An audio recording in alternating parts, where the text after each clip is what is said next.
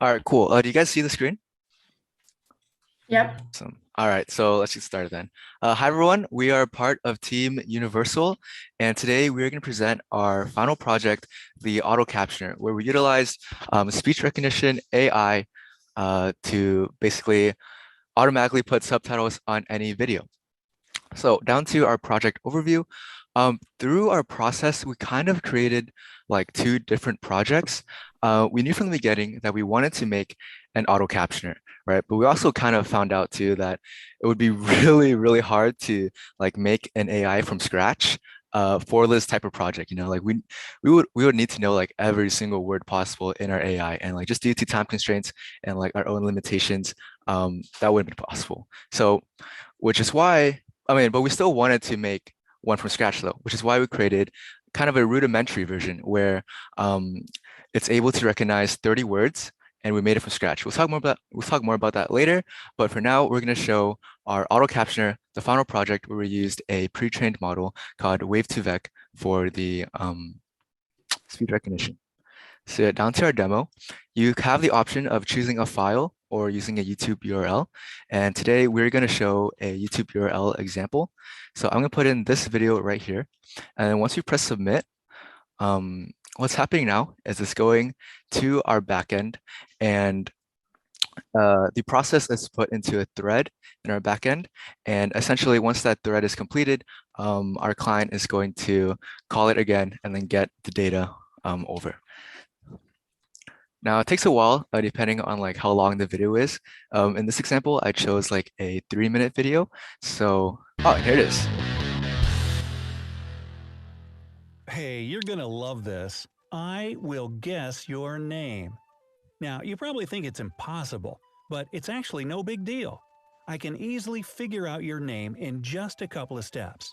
No magic involved Yeah, so here. as you can see, it's pretty accurate. This video has like really high audio quality, and so our project is able to like kind of take the audio and like transcribe it really well. If you put in like a music video though, it's not gonna do that well. So yeah, Can I give you a video? yeah, sure, By the way, I the guess. translation is basically like highlighted in the video here. Yeah, so this is our subtitles, like our own AI made this. And yeah. Can you talk a bit about engineering? Because it sounds like pretty difficult, you know. Sorry, what was that? Can you talk a bit about engineering? Like how do you Oh yeah, we're gonna go into that in a little bit. okay. Yeah. You Okay. still want me to put a video? Yeah. I'm sending you here, right here. Oh, okay, cool. Let me see here. Just refresh the page. Okay. So while this loads, I'm going to just move on for a little bit. So yeah, we made this. It's automatic, so our AI will do all of it for you. If you want subtitles on any video, you can use our project, and it's just that good for it. So moving on to our pipeline. Oh, and also once the video finishes, oh, here it is. You've had no Oh, sorry. our members to a fairly well. You've had no For some reason, it's not playing. our members to a fairly well. You've had no It's most likely due to my own network. But as you can see, it kind It of translated did it it. right. Yeah, It transcribed it right. Yeah. yeah. So And who built this website? so it was with the help of me, Yusuf, and Victor. And did you guys use Nice Pages? What did you do? Yeah, we use NicePage for the front end, and then for the back end, we use Flask. And Yeah. we had to use like threads for this to work. And yeah. Wow. Okay. Yeah, it took a it was like a really difficult process getting this to work. I But bet. Yeah. but we did it, and it's awesome. So yeah, moving on to our pipeline. Daniel, if you want to take it away. Yeah, thank you, Justin. So here's a quick pipeline of our project with just 3 steps.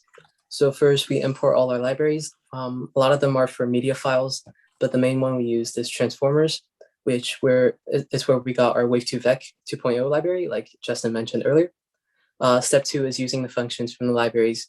We're able to take the downloaded video file or the YouTube URL and turn it into an audio file, which in step 3, the Wave2Vec 2.0 library can it gives us a pre-trained processor and model, which we can use to generate subtitles. and put it back on the front end. And so moving on to our data set, it's called Libre Speech, and it's actually within our library Wave2Vec 2.0, which was pre-trained and fine-tuned on 960 hours of Libre Speech. And the sample audio used for that was 16 kilohertz.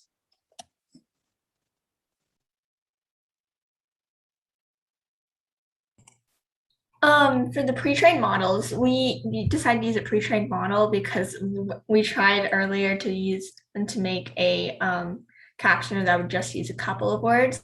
And we realized that took like a while to make. And so when you take in the whole English language, it's kind of hard. It would be a long time that we'd be waiting. So we used a pre-trained model which had already which already has all the words that we would need to do, so that it would save us time and also save our users time. And as for the lessons learned, we used different matrices, labels, NLP's speech recognition and gradient descent to help us kind of figure out what would be the best amount we need to train it before it starts becoming worse, I guess. We also this whole project has kind of helped us understand how Wave2Vec is important for understanding how NLPs work in general. Can one of you actually explain like how does Wave2Vec, like how does it work? So the way I like to think about it is that it essentially, because a computer won't be able to actually know what does this word mean, it rather knows the relationship between two words, such as the example we were given is like a woman to a queen and a man to a king. And so the relationship between a woman and a queen is the same as the one to a man and a king, because it's just a change in, like, I guess, nobility. So yeah. Okay, I guess that's more like the NLP side of things, but how do you actually go from like, sound wave, and then, somehow you have to, I guess, decode that using some kind of model, maybe you're encoding waves and decoding on the fly? Yeah, so what Kashvi talked about was actually something called a Word2Vec. But what we used was a Wave2Vec. So let me show you this. I was asking Wave2Vec, like how does it work? Yeah. So I can give like a brief overview. So from what we understand of it, basically this is the model of Wave2Vec. There's the raw waveform. This basically goes into a convolutional neural network where it basically gives out like quantized representation. So like it would take the audio, kind of put it into like do computations, and it would output like a general number, right? And now in the transformers, it's doing this thing called like, there's a lot of things going on inside this transformer. An earlier group talked about it. Inside is like a BERT model, BERT. And then afterwards, it just outputs whatever the word is. So that's like kind of like a very brief understanding. Yeah, so it's like using CNN to extract features out of the waveform, and then from those features, you can actually, I guess the whole thing is trained, so the bird can actually just translate those features into back to words, I guess. Yeah, exactly. Okay. It's awesome. So then on to our second project, Cheryl. All right, this was the other part of our project where we used the Keras deep learning framework in order to create a basic speech recognition AI. It was created for the TensorFlow Speech Recognition Challenge on Kaggle hosted by Google Brain. We made this so that we could first learn how to make a basic AI from scratch and also familiarize ourselves with the libraries and concepts we'd use for the auto captioner. The challenge was to create a simple speech recognition AI that would recognize speech commands. And there are 10 command words and 20 other words. Our AI can recognize all 30 with a high accuracy. So for our demo, for the solution to this challenge, we have pre-recorded audio samples which fit the requirements needed by the model. So Justin, if you could pull up the down, play it. Down. So it's saying down. Down. So if we Down. upload that to the model, it should be able to identify that it is saying down. So the audio file, as stated by the site, has to be a 1-second clip in the WAV format with a 16 kilohertz sample rate in order for our model to process it. So for the pipeline, our pipeline for this challenge was broken down into 3 main parts: data acquisition, processing the data, and modeling. Data acquisition was the easiest since Kaggle provided a data set we could use. Processing the data was the hardest part since it required the most work on our end, because even though Kaggle provided pretty good data, we needed to lower the sample rate from 16 kilohertz to 8 kilohertz, because that much data would have been a bit much to handle. And then finally, we made our model, which is a custom convolutional neural network that allowed the model to identify patterns in the wave data. Okay, so as for the structure of the model, our 30-word speech recognition model is structured around 4 convolution 1D layers, which each use ReLU as their activation functions. Then with 3 other dense neural network layers, 2 of which also use ReLU, the last one using softmax. And between each convolution 1D layer, we also have 1 max pooling operation and 1 node dropping or dropout operation. And so as for some additional training and hyperparameter information, we chose categorical cross entropy as our loss function.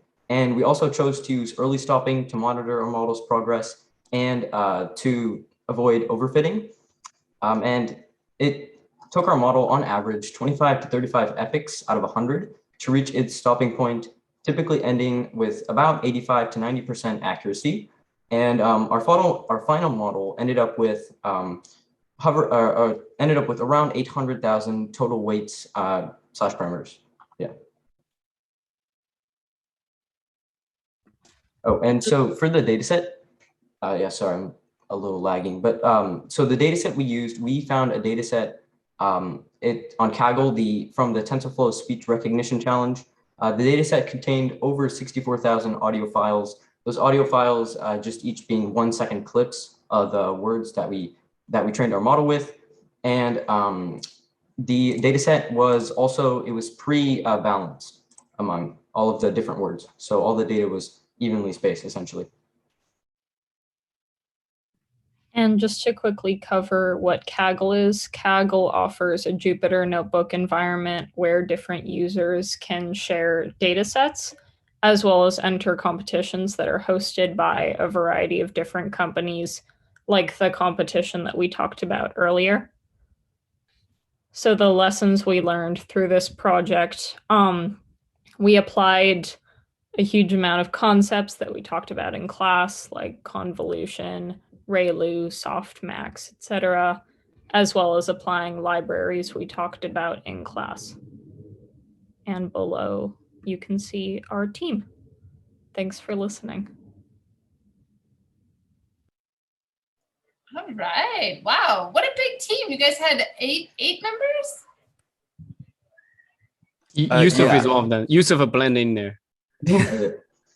Well, actually, for the 2 weeks, we started with 6 members, and then Madeline joined us on the last week. Yeah. How did Yusuf got to be the first one? Usually, instructor is the last one. He sneaked himself in there. Did he talk to you guys like into that, or this is like you guys did it yourself? Yeah, he kind of tricked us. I don't know. Yeah. Yeah. No, he told me last night. Us. He told me last night there were like 2 projects, and speak highly of you guys. And today I'm very convinced this is pretty awesome. Okay, yeah, guys. Madeline said it. Yusuf was awesome. Madeline's we what? wanted to honor him. Yeah, thank you, Madeline Yusuf. said that, yeah, Thank you, Yusuf everyone. Thank helped you. us so much. Thank you, Yusuf. Okay, so Yusuf is not being selfish. Okay, can we give Yusuf a round of applause, guys? You know, he told me he almost like ditched you guys, don't want to teach you, because he said, I got too much going on. Can I just not teach? And then I convinced him afterwards, no, you should teach. And then once he started teach, he's like, I'm down to doing this. This is way cooler. Yeah. Anyway. Yeah, actually, I would like to thank all of my students this batch. They were very, very advanced and they helped a lot in this website. Actually, they did almost all the work. I was just looking at what they are doing and dive in and help if they want to help. Yeah. Who did the JavaScript stuff? Because I noticed like you can upload a bunch of stuff and the results appear there. That's like that's an Ajax call. Like who did the JavaScript on this side? Justin and Victor was working a lot on this. Justin and Daniel who? a lot. Justin Daniel? and Victor. I think it was Daniel mostly, because I- Justin and I, we did the auto captioning site, but yeah, this was a lot of Daniel. Daniel? For the second project, Yusuf helped me a lot on the uploading. I was stuck on that part. You guys are being so humble. Now I have no idea who did what. No. It was Yusuf a lot of it. He helped me with the JavaScript. I'm pretty new, so. Do you guys actually use GitHub at all? Have you heard about GitHub? Yeah. Have you checked in like history and all that? Checked Yusuf's history? Oh, okay. Never mind. All right. Wait, So sorry. then we got some distance to go, but congratulations. This is awesome.